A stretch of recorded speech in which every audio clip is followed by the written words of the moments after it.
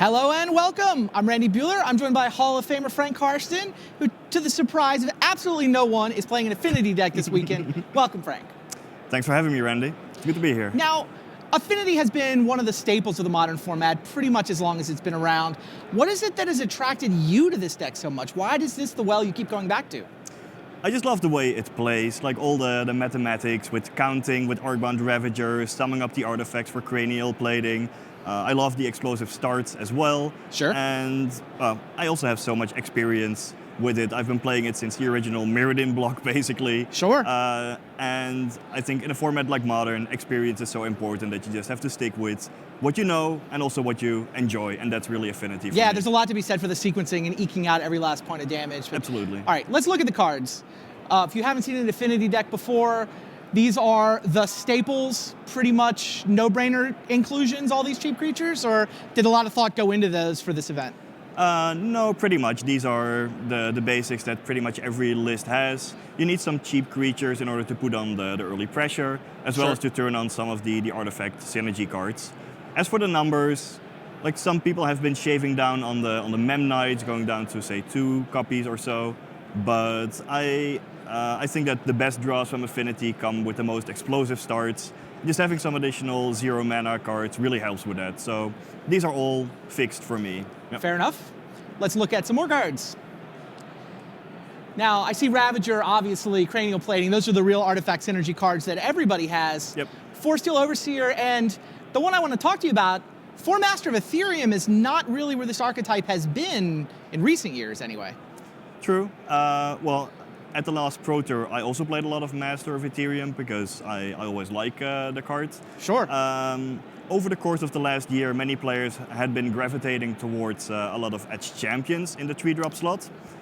Right now, I don't think... Where are the Edge Champions, Frank? I don't see any Edge Champions. There are none in the main deck. I have a couple in the sideboard. They're still fine sideboard cards against grindy decks like Abzan, for instance.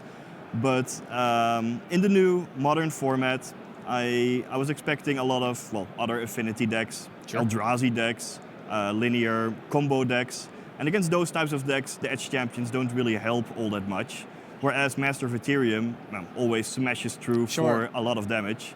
And I always like to maximize on the number of basically the big cards in the Affinity deck, the 16 you see here. Because if you have an opening hand without any of these, I mean, just attacking with like a Mem Knight and a Volt Scourge is not going to win the game. You need some payoff. So just maximizing on that is something I like with the deck. And I think Master of Ethereum is very well positioned right now. Also because like fewer people will be playing cards like Path to Exile, Abrupt Decay, Colligan's Command, and so on in the new Modern metagame without Twin is what I figured. Okay. So now, does the presence of the Eldrazi deck actually enough to make that Protection from All Colors ability just weaker if people are playing colorless creatures? It did play a role, yes. Okay. Like I wasn't sure how popular the Eldrazi deck would be at this Pro Tour. But turns out there's a lot of it out there. Yeah, it's certainly a deck, and I actually played against it in round 4. Oh, wow. Where I did have a Master of Ethereum, which was just great, was huge. A lot better than Edge Champion. Yeah, if I would have had an Edge Champion, it would be like a 2/2 for 3 mana, no ability. No. I like the Master right now. Very nice. All right, let's keep going through the deck. In-Soul Artifact, 1 running with scissors? Yep, yeah, so what you have here is what I would call the sample plotter. It's like, what's for dinner today? One of everything? Well, 1, everything. Yeah, basically, a lot of the slots in the Affinity deck were kind of fixed for me. The ones you saw earlier, as well as the mana base. And then you have a couple of flex slots. I certainly knew that I wanted an End-Soul artifact, which I felt was good in the metagame that I expected. Well, let's pause there. What was the metagame you were expecting coming into this PT? Well, fewer decks with stuff like Path to Exile or Spellskite in the main deck. Okay. And Colligan's Command. More like just linear aggro decks like Affinity, like Infect. So with Twin leaving, you just expected people wouldn't have quite as much of that targeted creature removal and so much Spellskite. Yeah. Makes sense. It's also pretty good against Burn, also a deck that I expected a lot, because if they tab out, you can make a Volt Scourge, put an End-Soul on there, and they have a really hard time beating a 5/5 flying lifelink. Galvanic Blast was also a card I really wanted in my deck for sure. Just a one-off, but it's a sweet interactive card against other Affinity or Infect decks. And I didn't want to leave home without at least some pieces of interaction in my deck. But do the one-offs actually matter rather than just picking a target and saying, well, I'll make sure I've got 2 or 3 of these in Soul Artifacts versus the burn deck? Is that... Sure, but there are lots of constraints you have to keep in mind when building the deck. There are only so many colored spells you can put in, only so many 2-drops you want to have. You want a couple of interactive cards in the deck. Okay. And so that leads to some mixing and matching to fill out the numbers I wanted to have. Fair enough. And on top of that, well, I kind of have a thing for one-offs because it just makes the games more fun when you draw different cards, keeps the opponents on their feet, and so on. But yeah, Can't argue with that. But going back to the Galvanic Blast, it's Sure. a card that was super popular. Some decks even played 4 while Splinter Twin was still legal. That has changed, and it's a card that I see as maybe a bit of a necessary evil if you expect lots of creature-based combo decks, but not a card I would typically want to have in my opening hand. I just want to maximize on the artifacts. So then the 59th and the 60th card in the deck, which is Thoughtcast and Spellskite.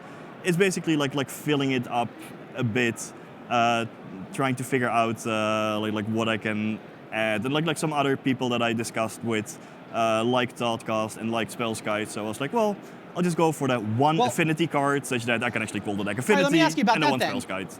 Who does Frank Karsten go to ask about advice on how to build an Affinity deck? Doesn't the team just say, hey, Frank, what do we play? Well, like I tested with Team Cabin Crew, mostly for drafts. But not and there's a couple Cabin Crew guys on Affinity, but most of the team is on random other things? Exactly. Okay. Not many people were interested in playing the deck initially, so I reached out to some other Affinity masters that I knew.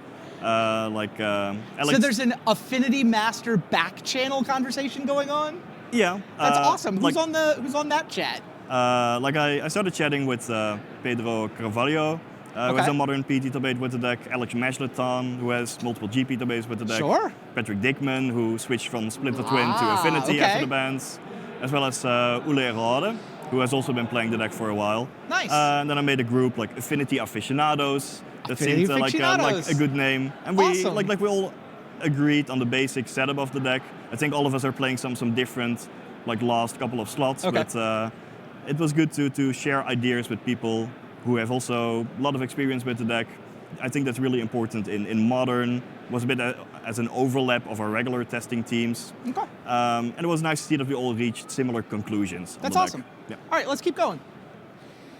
I know that the lands, the mana anyway, relatively straightforward. 8 Nexus, 4 Opal, 4 Springleaf Drums. Probably not a whole lot to say here. No, pretty standard. You want your mana to be artifact-based so that it turns on Arcbound Ravager and Cranial Plating and so on. Yeah. Keep going. Gotta get some more lands. 1 basic island for Path to Exile, basically. Yeah, and Ghost Quarter. Yeah. And Ghost Quarter, sure. 4 Glimmer Void, 4 Darksteel Citadel. Pretty standard. Then if we keep going, we gotta look at the sideboard. Now, here's the Edge Champions you mentioned. They're not good enough for the main deck, but there's still some matchups where protection from all colors is worth it. Yes, like the grindy matchups that I mentioned, Abzan, Zoo, and so on. Ancient Grudge, For the mirror match. Help in the Mirror. Gear Up for Aether Grid is a fun card that we've seen creeping into these lists for the last year or so. Yeah, I still wasn't sure whether I wanted to play 1 or 2, but it's pretty good in a mirror match, good against Infect. It can even help against decks with Lingering Souls and Stony Silence, so it does a lot of work. There's so many decks in Modern reliant on 1 toughness creatures that it's a sweet card to have. And then we get to more of this just sampler platter of one-ofs. 1 copy of Stubborn Denial, 1 copy of Thoughtseize. Well, as I said, I like one-offs. Also with Affinity... Clearly, it keeps your opponent on their toes, right? With Affinity, you can never board too much, because then you screw up the artifact synergies. Sure. So having lots of one-offs with powerful ones allows you to tweak the deck nicely. I also like to have a mix, both are good against combo decks, but Stubborn Denial is fine against Burn. Thoughtseize I may board in against Stony Silence decks. So it gives me some flexibility while boarding, and I like that. Nice. Is there any thought, too, that, should you make a top 8 scenario where deck lists are public, just having that 1 Stubborn Denial planted in the back of your mind, that's got to mess up an opponent a little bit. Yeah, I hope this may come into play. But, I like the smile on your face. All right, let's look at the rest of the sideboard. One Chalice, that's pretty good against decks like... Of course 6 one-ofs. well, of course. I like the one-offs. It's more fun that way. The one chalice against decks like Infect. I even can board it in against Tron or Burn decks, especially when they board in like Nature's Claim or whatnot, or against random combo decks like Living End. A Gravedigger's Cage against Melira decks or Gorgeous Vengeance decks. Okay. Another Spell's Guide against decks like Infect or Boggles, if Sure. people would show up with it. A Dismember. It's a bit worse than cards like Ancient Grudge or Europe or Aether Grid in the matches where you would want it, Okay. like Infect or Affinity. But it doesn't need colored mana, and that is the key why I have it. One card from the new set. That was the one I was going to ask you about. Seagate Wreckage seems like you have access to some colorless mana. Oh, more than enough. Yeah. And the card, I didn't feel it was good enough for the main deck because game one I just wanted to be set up to win as quickly as possible. Oh, okay. But after sideboarding, it's going to be grindy, right? Yeah, people are bringing in ways to just blow up all your stuff. So, wow, that's super smart. That makes a lot of sense. So then I want to have access to this effect, and it can definitely help against cards like Ancient Grudge to just refill. And sometimes you want to like take out the land. Sometimes you even want to board up to 18 lands when you want to keep all the masters plus board in as champions. So I like having the land in the board. Awesome. And it's just a sweet card for the grindy matchups to have. That all makes sense to me. There you go, guys. That is the current state of Affinity Tech. Dr. Frank Karsten and the Affinity aficionados signed sign of approval. That's how people are running Affinity this weekend. There's a lot of it out there in the field. I think it is the most played deck, or maybe tied for it. So we're gonna see a lot of it this weekend. Now you got some insight into how to play it and how to shuffle it up if you want to try it out in Modern. Thanks, guys. Sending it back to the news desk.